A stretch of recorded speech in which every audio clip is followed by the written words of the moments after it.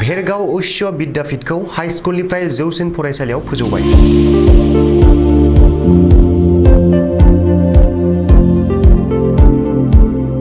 उदालगुरि जिल्लानि सिङाव थानाय भेरगाव सोहोरनि गंसेल' गोजामसिन गोजौ फरायसालि भेरगाव उच्च विद्यापीठखौ दिनैनिफ्राय जौसिन फरायसालिनि महर होनाय जाबाय।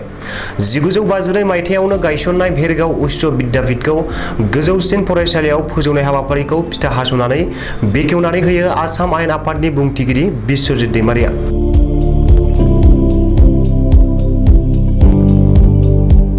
लोगोसेनो हेफाजाब होफायो बिटिआरनि गाहाय प्रमद बर'आ।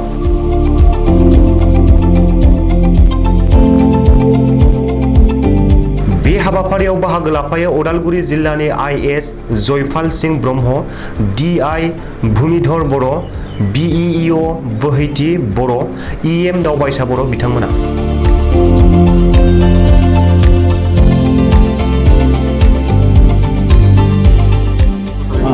খুবে ভাল হল যে আমাৰ এতিয়া অসম চৰকাৰে বিভিন্ন হাইস্কুলবিলাকক হায়াৰ ছেকেণ্ডাৰীলৈ আপডেট কৰাৰ কাৰণে এটা ব্যৱস্থা লৈছে, য'ত অলৰেডি আমাৰ মাষ্টাৰ ডিগ্ৰী হোল্ডাৰ্ছ মানে টিচাৰ্ছ আছে, এইবিলাকক লৈ পেলাই য'ত মানে চলাই লৈ যাব পাৰে 11-12 ক্লাছটো সেইবোৰ কৰা হৈছে।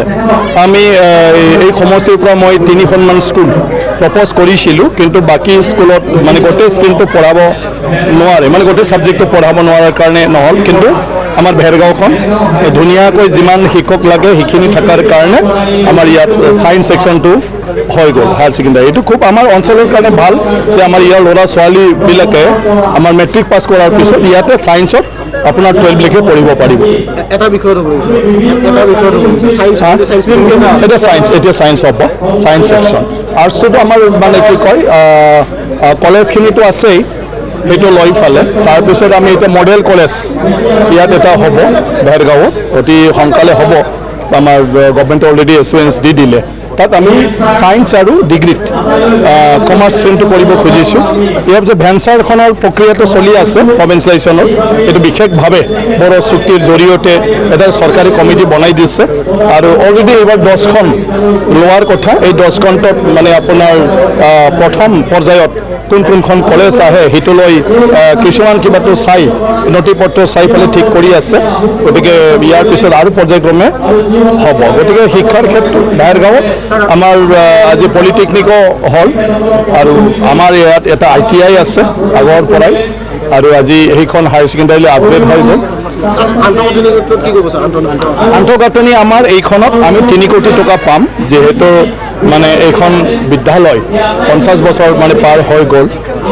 তাৰপিছত আমি চেষ্টা কৰি আছোঁ, অন্যান্য বিদ্যালয়বিলাকতো বহুততে আমাৰ মানে 50 লাখকৈ আমি পাওঁ। কিছুমান যিবোৰ মানে বিদ্যালয় আছে LP সংযোজন কৰা হৈছে MEৰ লগত আৰু হাইস্কুলৰ লগত। তেনেকুৱা ধৰণৰ আমাৰ স্কুলৰ প্ৰায় আন্তঃগাঁথনি বহুত কেইখন স্কুলত আমাৰ এইবাৰ ধুনীয়াকৈ হৈ যাব। ঠিক আছে।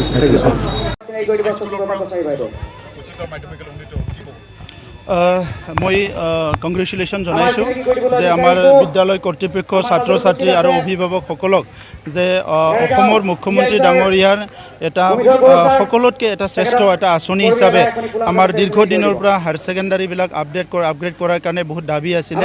আজি তেখেতে এই হায়াৰ ছেকেণ্ডাৰীবিলাক আপগ্ৰেড কৰি ইয়াৰ লগতে একেলগে ইয়াত ছায়েন্স, কমাৰ্চ আৰু আৰ্টছ 3টা ষ্ট্ৰীম ইণ্ট্ৰডিউচ কৰাৰ কাৰণে যিটো আঁচনি ইয়াত আনিছে, ইয়াৰ কাৰণে আমি ধন্যবাদ জনাইছোঁ। ভেৰগাঁও অঞ্চলত বহুতখিনি কম্পেক্ট মানে ইয়াত ডেনচিটি পপুলেশ্যন আছে আৰু ইয়াত এটাই জনগোষ্ঠী নহয়, বিভিন্ন জাতি জনগোষ্ঠী ইয়াত আছে।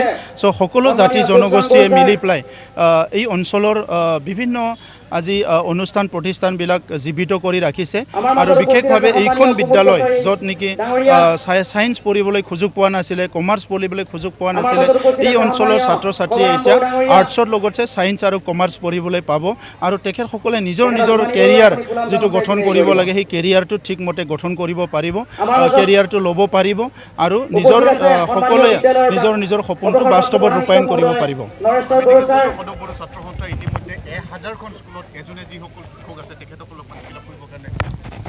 সেইটো এটা আদৰণি এটা ষ্টেপ। মই ধন্যবাদ জনাইছোঁ নিখিল বড়ো ছাত্ৰ সন্থাৰ এই পদক্ষেপটো। আমাৰ তৰফৰ পৰা যিবিলাক স্কুল আজি ৰেচনেলাইজেশ্যন কৰিব লাগে, টিচাৰবিলাক আমি ৰেচনেলাইজেশ্যন কৰি আছোঁ আৰু যিমান পাৰোঁ শীঘ্ৰে অতি শীঘ্ৰে যিখিনি ভেকেণ্ট পোষ্ট আছে এইটো ফিল আপ কৰিবলৈ BTR যিখিনি কাম কৰিব লাগে আমি কৰিবলৈ লৈছোঁ আৰু যিখিনি অসম চৰকাৰৰ পৰা আমাক সহায় লাগে এই সহায়খিনি আমি বিচাৰি পেলাই অসম চৰকাৰৰ লগত আমি অতি মানে শীঘ্ৰে যি সঘনে আমি কথা পাতি আছোঁ টেটসকলৰ এপইণ্টমেণ্ট হ'ব টেটবিলাকহে তেখেতসকলক দিগদাৰ কৰিছে টেটৰ যদি কেছটো উইথড্ৰ হৈ যায় লগে লগে টেট শিক্ষকসকলক এপইণ্টমেণ্ট দিয়াৰ প্ৰচেছটো আমি আগবঢ়াই লৈ যাম কি কৈছে কোনে কোনে সি কোন হয় সি কোন হয় সি কোন মানুহ হয় আচ্ছা সাৰেণ্ডাৰ কৰা বুলি কোনে ক'লে অঁ মই সেইটো জ্ঞাত নহয় মানে এইটো কি ইছ্যু কি সাৰেণ্ডাৰ কৰা কি মই জ্ঞাত নহয়